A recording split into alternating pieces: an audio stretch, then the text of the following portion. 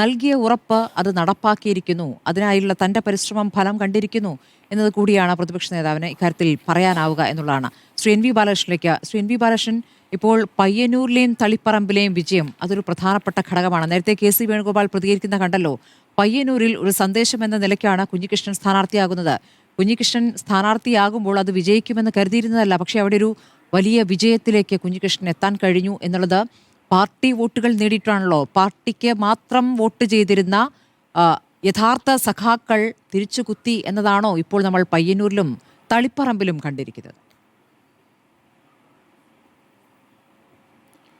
തീർച്ചയായും അങ്ങനെ തന്നെയാണ് സ്മൃതി. നമ്മളതിൻ്റെ വിശദാംശങ്ങളൊക്കെ മറ്റു പലരും പറഞ്ഞുകൊണ്ട് ഞാൻ പോകുന്നില്ല. ഈ തെരഞ്ഞെടുപ്പ് എന്ന് പറഞ്ഞാൽ നമുക്ക് കാണാൻ കഴിയുന്ന ഒരു കാര്യം എന്താണെന്ന് വെച്ചാൽ UDF മത്സരിച്ച് ജയിച്ചൊരു തെരഞ്ഞെടുപ്പായിട്ട് കാര്യങ്ങൾ മനസ്സിലാക്കുന്ന ആളുകൾക്ക് കാണാൻ പറ്റില്ല. കാരണം UDF വളരെ പ്രധാനപ്പെട്ട പങ്ക് വഹിച്ചു. UDF ആണ് നേതൃത്വം വഹിക്കുന്നത്.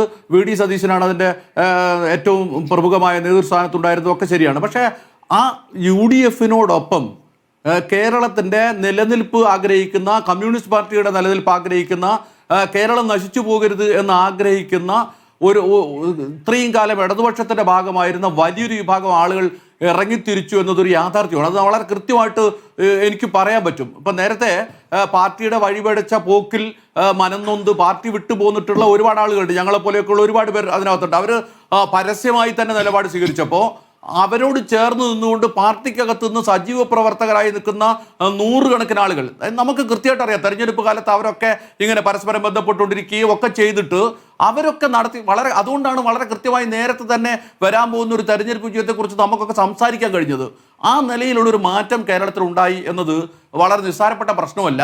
ഒരുപക്ഷെ കമ്മ്യൂണിസ്റ്റ് പാർട്ടി എന്ന് പറയുന്ന ഈ കേരളത്തിൻ്റെ നിർമ്മിതിയിൽ ഞങ്ങൾ ഓർക്കേണ്ട ഒരു കാര്യം എന്താണെന്ന് ചോദിച്ചാൽ, സാധാരണ ചരിത്രത്തെ നിഷേധിക്കുക എന്ന് പറയുന്നത് സംഘപരിവാറിൻ്റെ ഒരു സ്വഭാവമാണ്. ചരിത്രത്തെ നിഷേധിക്കുക എന്ന് പറയുന്നത് ആ സംഘപരിവാറിൻ്റെ അതേ സ്വഭാവത്തിലാണ് കേരളത്തിലെ പുതിയ കാലത്ത് ഇന്ന് പിണറായി വിജയൻ്റെ നേതൃത്വത്തിലുള്ള കമ്മ്യൂണിസ്റ്റ് പാർട്ടി പെരുമാറുന്നത്. നേരത്തെ നമ്മൾ സാധാരണ പറയാറുണ്ട്, പരശുരാമൻ മഴുവെറിഞ്ഞ് നേടിയതാണ് ഈ കേരളം എന്ന് പറയുന്നത് പോലെ ഏതാണ്ട് അതിന് സമാനമായി പിണറായി വിജയൻ സൃഷ്ടിച്ചതാണ് ഈ കേരളം എന്നൊരു നരേഷൻ അവരങ്ങ് കൊണ്ടുവരികയാണ്. എല്ലാ മേഖലയിലും അത് കൊണ്ടുവരികയാണ്. ആ നിലയ്ക്കാണ് കാര്യങ്ങൾ. അതുവരെ ഉണ്ടായിരുന്ന കമ്മ്യൂണിസ്റ്റ് പാർട്ടിയുടെ നിങ്ങൾ ഒരൊറ്റ ഉദാഹരണം ആലോചിച്ച് നോക്കൂ. VS അച്യുതാനന്ദൻ മരിക്കുന്നത് കുറച്ച് സമയം മുമ്പാണ്. ഒരു 4-5 വർഷക്കാലം അദ്ദേഹം അസുഖമായി ഒന്നും കാര്യമായിട്ടില്ലാതെ തന്നെ പൊതുസമൂഹമായിട്ടൊന്നും യാതൊരു ബന്ധമില്ലാതെ കടന്നു. പക്ഷേ അത്രയും കാലം കിടന്നിട്ടും ഈ VS അച്യുതാനന്ദൻ എന്ന് പറയുന്ന മനുഷ്യനെ നമ്മുടെ കേരളത്തിലെ കമ്മ്യൂണിസ്റ്റ് പാർട്ടി പ്രവർത്തകന്മാരും വിസ്മരിച്ചില്ല എന്ന് തെളിയിച്ച വലിയ ഒരു കാര്യമായിരുന്നല്ലോ നമ്മൾ കണ്ടത് VS അച്യുതൻ്റെ മരണത്തെ തുടർന്ന്. നിങ്ങൾ ആലോചിച്ച് നോക്കുക, അത്രയും പ്രാമാണികനായ ഈ പാർട്ടി രൂപീകരിക്കുന്നതിൽ പങ്കുവഹിച്ച ഒരു നേതാവ് VS അച്യുതാനന്ദൻ മരിച്ചിട്ട് 1 വർഷം പോലും ആയിട്ടില്ല. പക്ഷേ ആ VS അച്യുതാനന്ദൻ എന്ന് പറയുന്ന ഒരു മനുഷ്യനെ ഈ തെരഞ്ഞെടുപ്പിൽ കേരളത്തിൽ എവിടെയെങ്കിലും ആരെങ്കിലും ഓർത്തത് നിങ്ങൾ കണ്ടോ? ആരെങ്കിലും ഓർത്തുകൊണ്ട് ഇനി പോട്ടെ, സഖ VMS മുതൽക്ക് കേരളത്തിലെ കൃഷ്ണപിള്ള മുതൽക്ക് ഒരുപാട് സഖാക്കൾ ത്യാഗപൂർണമായ പ്രവർത്തനം നടത്തിയിട്ട് കെട്ടിപ്പടുത്ത ഒരു പാർട്ടിയല്ലേ കമ്മ്യൂണിസ്റ്റ് പാർട്ടി. പക്ഷേ കേരളത്തിൽ സംഭവിച്ചതാണ്, കേരളത്തിൽ പിണറായി വിജയൻ എന്ന് പറയുന്ന ഒരു പരശുരാമൻ നിർമ്മിച്ചതാണ് ഈ പാർട്ടി.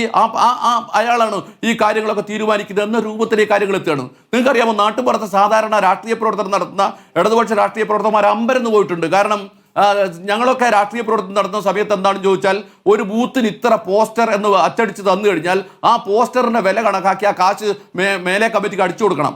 അതുപോലെ തന്നെ ബോർഡുകളൊക്കെ തയ്യാറാക്കി വെക്കുന്നത് താഴെ തലത്തിലുള്ള സഹാക്കൾ തന്നെയാണ്. പക്ഷേ ഇത്തവണ എന്താ സ്ഥിതി എന്നറിയാം. നിങ്ങൾ രാവിലെ നമ്മൾ തെരുവിലേക്ക് ഇറങ്ങി നോക്കുമ്പോൾ ആ തെരുവിൽ വളരെ വലിയ ഓർഡിങ് ഇങ്ങനെ പിണറായി വിജയൻ്റെ ചിരിക്കുന്ന മുഖമായിട്ട് ഈ നേരത്തെ പറഞ്ഞ പോലെ 100 മീറ്ററിൽ സ്ഥാപിക്കുകയാണ്. 100 മീറ്റർ സ്ഥാപിക്കുക. നാട്ടുപുറത്തെ സാധാരണ പാർട്ടി പ്രവർത്തകൻ അന്തം വിട്ട് നോക്കി നിൽക്കുകയാണ്. ഇത് ആര് സ്ഥാപിച്ചതാണ്? ഞാനല്ലേ ഇവിടുത്തെ പാർട്ടിയുടെ ആൾ, അല്ലെങ്കിൽ ഞങ്ങളല്ലേ ഇവിടുത്തെ സഖാക്കൾ. പക്ഷെ ഞങ്ങൾ ആരും അറിയാതെ ആരാണ് ഇത് സ്ഥാപിച്ചു പോകുന്നത്?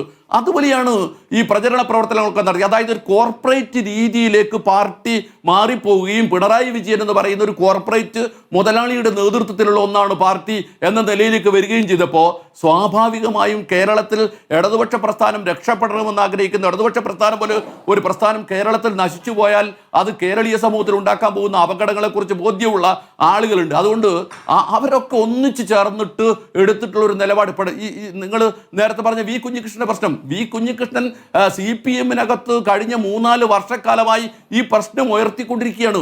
ഈ രക്തസാക്ഷി ഫണ്ട് തട്ടിപ്പും അതുപോലെ തന്നെ കെട്ടിട നിർമ്മാണ ഫണ്ട് തട്ടിപ്പുമായിട്ട് ബന്ധപ്പെട്ട പ്രശ്നങ്ങൾ പാർട്ടി കമ്മിറ്റിക്കകത്ത് ഒരു പാർട്ടി സഖാവിനുള്ള എല്ലാ അവകാശങ്ങളും ഉപയോഗിച്ച് നിരന്തരമായി ഉന്നയിച്ചുകൊണ്ടിരുന്നു. കുഞ്ഞികൃഷ്ണനെ ആരും പരിഗണിക്കുന്നേ ഇല്ല. വി കുഞ്ഞികൃഷ്ണനെ ഒരു മറുപടിയും പറയുന്നില്ല. ഏറ്റവും അവസാനം ഗത്യന്തരമില്ലാത്തൊരവസ്ഥയിലാണ് വി കുഞ്ഞികൃഷ്ണൻ ഈ കണക്കുമായി പുറത്തേക്ക് ഇറങ്ങുന്നത്. നിങ്ങൾ നോക്കൂ, ആ വി കുഞ്ഞികൃഷ്ണൻ എന്ന് പറയുന്ന ഇത്രയും പ്രായമായ ഒരു മനുഷ്യനെ കേരളത്തിലെ കമ്മ്യൂണിസ്റ്റ് പാർട്ടിയുടെ ഒരു വളരെ താരതമ്യേന ചെറുപ്പക്കാരനായ ഒരു നേതാവ് എം സ്വരാജ് കള്ളൻ എന്ന് പരസ്യമായി വിളിക്കുകയാണ്. നിങ്ങൾ ആലോചിച്ച് നോക്ക്, രക്തസാക്ഷി ഫണ്ട് കട്ടിട്ടുള്ള മധുസൂദനൻ നല്ല മനുഷ്യനും ഈ അതിനെ ചോദ്യം ചെയ്തിട്ടുള്ള കുഞ്ഞികൃഷ്ണൻ കള്ളനുമാണ് എന്ന് കേരളത്തിലെ ജനങ്ങളോട് പറഞ്ഞാൽ ആളുകളൊക്കെ ഈ കാര്യങ്ങളൊക്കെ മനസ്സിലാക്കി. പണ്ടത്തത് പോലല്ലോ, ആ ഒരു ശേഷി ആളുകൾക്കുണ്ട്. അതുകൊണ്ട് ആളുകൾ ഇതൊക്കെ പരിശോധിച്ചുകൊണ്ടിരിക്കും. അതുകൊണ്ട് നമ്മൾ കാണേണ്ടത് എന്താണ്, ഇതൊരു കമ്മ്യൂണിസ്റ്റ് പാർട്ടിയെ കൂടി ശുദ്ധീകരിക്കുന്നതിനുള്ള പ്രവർത്തനത്തിന്റെ ഭാഗമാണ്. നമ്മൾ വളരെ വിശദമായി ചർച്ച ചെയ്യേണ്ട ഒരു പ്രശ്നമാണ്. ഞാൻ അതിന്റെ മറ്റു വിശദാംശങ്ങളിലേക്ക് ഒന്നും ഇപ്പൊ പോകുന്നില്ല. ശരിയാണ്. അടുത്ത ദിവസങ്ങളിലും തുടർ ചർച്ചകൾ നമുക്ക് വേണ്ടതുണ്ട്.